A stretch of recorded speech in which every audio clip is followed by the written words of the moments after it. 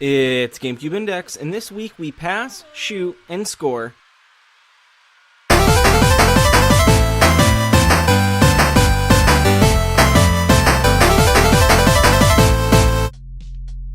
It feels like we bring this up every other week on GCNdex, and we do, but there was a comparatively heavy amount of soccer representation on the console. This episode marks soccer game number 9, and in addition to an entertainment giant trying to kickstart a franchise, it also features an identity crisis. Let's find out more about Disney Sports Soccer.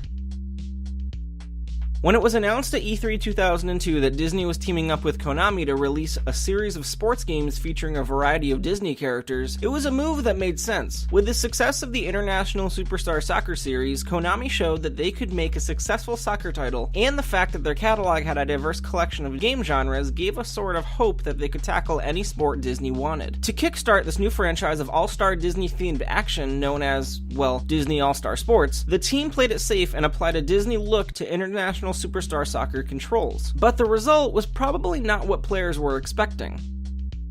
Looking at the box and the screenshots and the footage, it's hard not to expect a fast-paced, kid-friendly action sports title in the vein of Sega Soccer Slam. But once you get into it, you realize that Disney Sports Soccer doesn't really know how to get there. You see, it's quite literally a cartoon facelift on the International Superstar Soccer series. Same controls, Disney graphics. As such, we're left with a surprisingly deep title featuring penalties, fouls, substitutions, height control, the list goes on. What's strange though is that's all covered in a cute coat of paint, leading to an identity crisis. Who is this game really made for? It's deep enough for an adult, but it looks like it was made for elementary school children, and it lacks the all-around fun for everyone feel to make it widely appealing.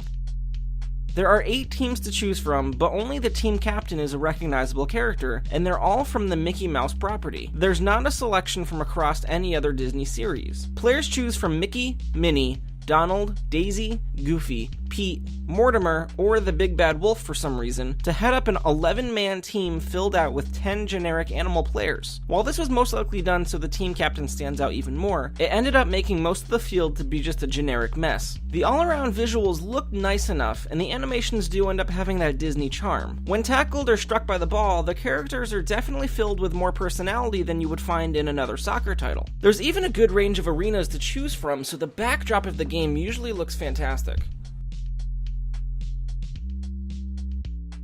When the partnership between Konami and Disney was announced, Disney Interactive's then president Jan Smith stated, "Gamers, sports fans, and Disney fans alike will enjoy playing the Disney All-Star sports games with their favorite Disney characters." And former Konami of Europe president Kunio Neo said, "Disney's all-star cast of beloved characters combined with arcade-style sports games will yield incredible success for this new series." Now, based on these quotes, the question that I can't help but ask is, why were the characters only picked from Mickey Mouse? They both stated that fans would be able to enjoy an all-star cast of their favorite characters, and they didn't seem to be limiting that to one property at the time. Was it purely a case of playing it safe and introducing the series with a base set of recognizable characters? There's a huge variety of Disney properties to pull from, and perhaps making it more of an actual all-star lineup would have opened up the title to more players.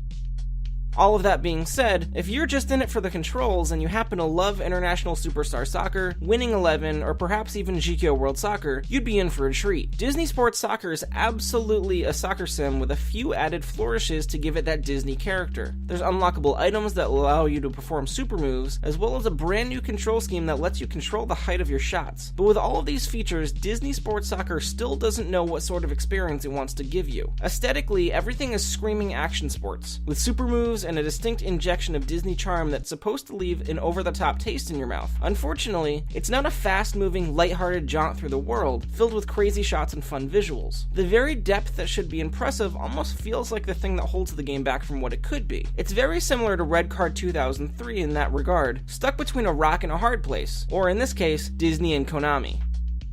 Now, considering all of the pros and cons, it's the first of the Disney All-Star Sports franchise. So in episodes 102, 178, and 189, we'll find out if these issues are just a matter of the dev team finding their footing, or if the entire series ends up falling flat. Because in the end, Disney Sports Soccer wasn't exactly a slam dunk for anyone.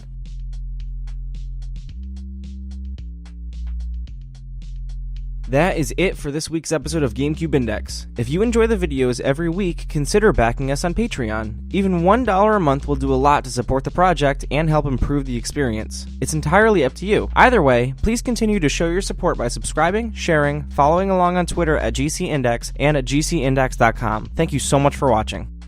Tune in next time when we take a cute look at baseball in GKO Powerful Pro Yaku 9.